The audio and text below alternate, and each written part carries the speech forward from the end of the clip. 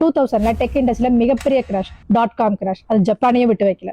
1990ஸ்ல அப்பதான் இன்டர்நெட் ஒரு விஷயம் மார்க்கெட்ல வருது. Everyone got excited. நிறைய ஸ்டார்ட் அப்ஸ் அண்ட் இன்வெஸ்டர்ஸ் கண்ண மூடிட்டு இன்வெஸ்ட் பண்ணாங்க. Over hype, over valuation.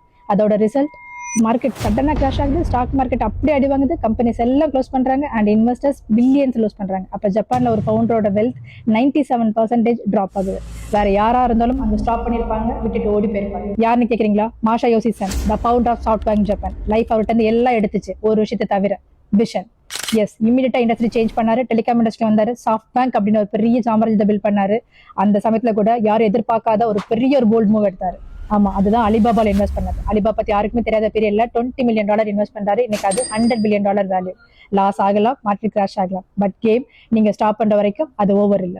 So keep building, keep trying. Never ever accept your failure until you see the success which you really deserve.